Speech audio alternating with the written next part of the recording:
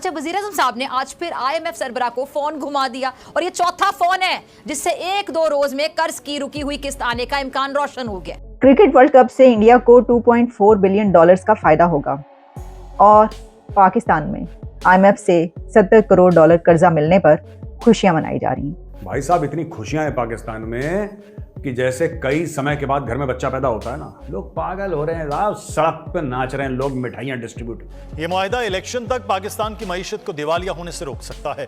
मुआशी चैलेंजेस कम नहीं होंगे। नई हुकूमत को फिर IMF के साथ बैठना होगा। सर बिल्कुल उन्हें अर्न किया है, जिस तरह का ये वर्ल्ड कप चल रहा है, जिस तरह वो IPL में अर्न कर रहे हैं, तो ये उनके लिए कोई बड़ी बात नहीं है। आप पूरा वर्ल्ड कप उठा के देखें तो ये पूरा एक प्री प्लान वर्ल्ड कप हो रहा है, सिर्फ पैसों के लिए हो रहा है। इसमें कहीं आपको क्रिकेट नजर नहीं आ रही। देखिए गैप कितना है, फर्क कितना है, फर्क जानकर जियो। क्रिकेट वर्ल्ड कप से इंडिया को कितना फायदा हो रहा है। तारिक साहब, ये जो IMF का मुआहिदा है ये बहुत ज़्यादा ज़रूरी है और वक्त की ज़रूरत है, ये सबको पता है और हुकूमत भी बड़ी मुतहरिक नज़र आ रही है, लेकिन एक अजीब सी कशमकश सी है कि कामयाबी हासिल नहीं हो रही है, तमाम लोग कंफ्यूज्ड हैं। अब टोटल 9 दिन रह गए हैं। हम दूसरी तरफ ये देख रहे हैं कि जनाब IMF से जो $70 करोड़ मिल गया, वाह वाह जी वाह वाह, क्या बात है, शादियाने बजाओ, खुशियां मनाओ, तालियां बजाओ जनाब। एक मैच पे 2-3 अरब रुपए वहाँ मेंशन हो रहे होते हैं जी, आ रहे हैं, ये जुआ चल रहा होता है, ये सारा पैसा इंडिया में जाता है और ये सारा प्री प्लान क्रिकेट हो रही है। इस वर्ल्ड कप में क्रिकेट नहीं हुई है, जस्ट जुआ हुआ है और बिल्कुल क्रिकेट के साथ जो है खिलवाड़ किया गया है। IMF के मौजूदा प्रोग्राम के खत्म होने में सिर्फ 3 दिन रह गए हैं। मैंने यही बोला है कि इनको लोन मिलेगा और इनको जरूर मिलेगा, लेकिन तब जब ये नाक से अपनी लकीरें खींच चुके होंगे और नाक से सारी लकीरें खिंचवाई, पूरी गजल लिखवाई इनसे, पूरी नज्म लिखाई, नाक से लकीरें खींच के पूरी, अब जाके इनको लोन मिला है। और हमारी टीम और क्रिकेटर्स, पाकिस्तान की टीम और क्रिकेटर्स मुल्क के लिए बदनामी का बाइस बन रहे हैं। दोस्तों, जैसे गली मोहल्ले के आवारा कुत्ते मोहल्ले वाले के टुकड़ों पर पलते हैं, गांव मोहल्ले के जूठन खाकर अपना पेट पालते हैं, उसी तरह एक देश है जो दुनिया वालों के फेंके हुए टुकड़ों पर पलता है। अमेरिका, IMF, चीन, सऊदी अरबिया, UAE जैसे देशों के फेंके हुए टुकड़ों पे अपना पेट पालता है। दोस्तों, अगर दुनिया वाले इन्हें भीख न दें तो ये लोग भूखे मरेंगे। एक तरफ जहां Bharat ICC ODI world cup 2023 से 2.6 बिलियन का फ़ायदा कमा रहा है, वहीं पाकिस्तान IMF से $700 मिलियन मिलने पर खुशियां मना रहा है, दावतें उड़ा रहा है। दोस्तों, इसी बात से पाकिस्तान की औकात पता चलती है। दोस्तों, आइए देखते हैं पाकिस्तानी मीडिया पर क्या बातें कर रही है, फिर मिलते हैं वीडियो के अंत में। क्रिकेट वर्ल्ड कप से इंडिया को $2.4 बिलियन का फायदा होगा और पाकिस्तान में IMF से $70 करोड़ कर्जा मिलने पर खुशियां मनाई जा रही हैं। देखिए गैप कितना है, फर्क कितना है, फर्क जानकर जियो। क्रिकेट वर्ल्ड कप से इंडिया को कितना फायदा हो रहा है।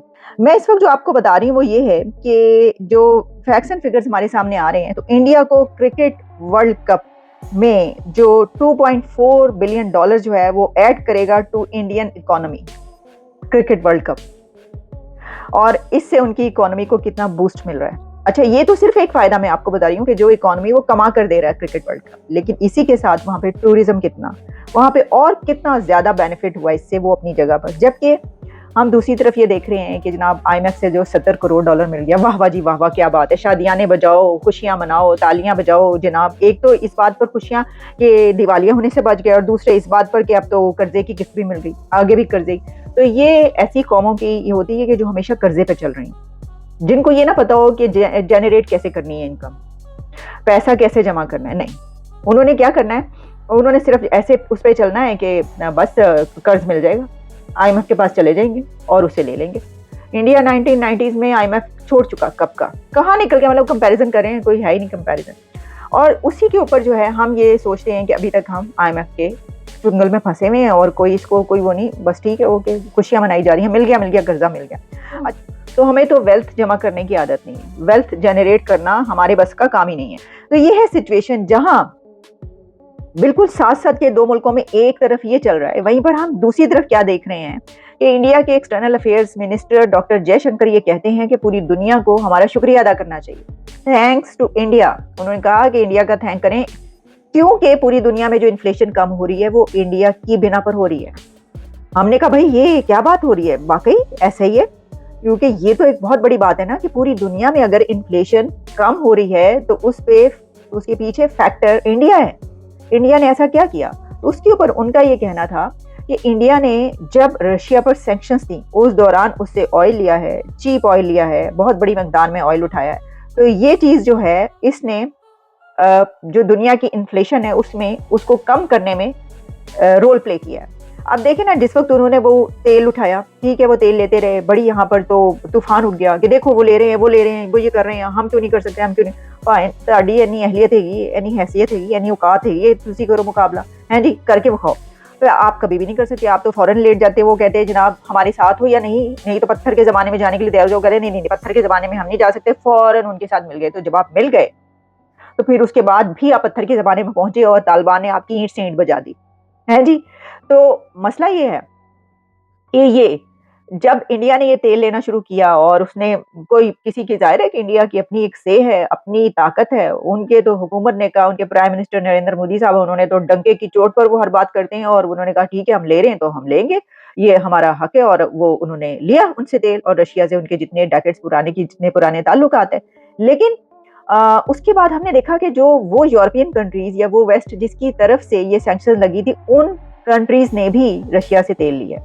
ये देखने के बाद कि भाई ठीक है, हम मतलब देखने के बाद या नहीं, लेकिन बहरहाल उनमें से भी कुछ कंट्रीज है जिन्होंने तेल लिया है वेस्ट से, रशिया से उस दौरान। और फिर इसके बाद इंडिया ने न सिर्फ तेल अपने लिए लिया बल्कि दूसरे कंट्रीज को भी दिया।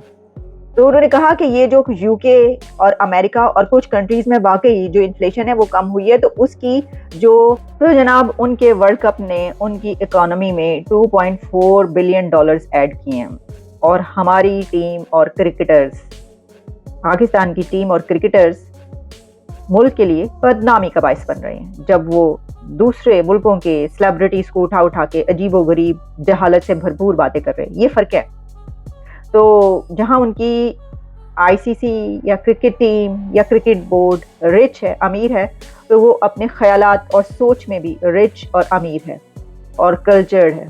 तो जहां पाकिस्तान की बोर्ड गरीब है, जो कहा जाता है पैसे ही नहीं है क्रिकेट बोर्ड, तो वहीं पर जो खिलाड़ियों के ख्यालात और जहालत है वो भी बहुत गरीब है। ख्यालात भी जहाँ उनके उतने ही पुअर हैं कि जितनी उनकी हैसियत है, कि जिस बिना पर वो जिसको जो मुंह उठाकर कहते हैं वो कहे जाते हैं। जबकि हम देखते हैं कि कहीं से इंडिया से कभी पाकिस्तान की किसी सेलिब्रिटी, किसी एक्ट्रेस, माहिरा खान सबसे बड़ी सेलिब्रिटी, कभी आपने देखा हो वहाँ के किसी क्रिकेटर ने या किसी ने उनके ऊपर कोई रिमार्क्स पास किए हो या किसी और ने कोई ऐसी बात की हो, हमें तो कभी सुनाई नहीं देता, नजर नहीं आ रहा। लेकिन सारा जो स्यापा है ना उत्थे ही है ना, जी सोच हैगी ना तब्दील नहीं होनी कभी। वेख लो कभी तो हाल होया, वेख लो कितने बैठे जड़ा खाना खराब होया पिया। दोस्तों, ओडीआई वर्ल्ड कप अपने समापन पर है।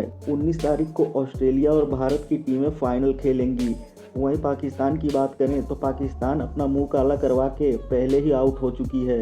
दोस्तों, इस वर्ल्ड कप से ये अंदाज़ा लगाया जा रहा है कि भारत की इकॉनमी को $2.6 बिलियन का फ़ायदा होने के चांसेस हैं। और सिर्फ यही नहीं, इस वर्ल्ड कप की वजह से पूरी दुनिया के क्रिकेट प्रेमी भारत विजिट कर रहे हैं, जिससे भारत की इकॉनमी को बहुत ही फ़ायदा पहुंच रहा है। वहीं पाकिस्तान तिल तिल मर रहा है। पाकिस्तान को एक एक दिन काटना मुश्किल पड़ रहा है। अगर IMF, अमेरिका, चीन या UAE उन्हें भीख नहीं देते हैं तो वो कभी भी दिवालिया हो सकता है। वहीं पाकिस्तानी टीम वर्ल्ड कप से बाहर होकर जब से पाकिस्तान लौटी है, उनकी क्रिकेट की भी दुर्गति हो रही है। उनके कप्तान बाबर आजम को धक्के मारकर टीम से निकाल दिया गया है। वहीं बॉलिंग कोच और चीफ सेलेक्टर भी इस्तीफा दे चुके हैं। दोस्तों, जैसी उनकी इकॉनमी चल रही है वैसे ही उनका क्रिकेट भी चल रहा है। दोस्तों, वीडियो में अंत तक बने रहने के लिए धन्यवाद। मिलते हैं अगले वीडियो में।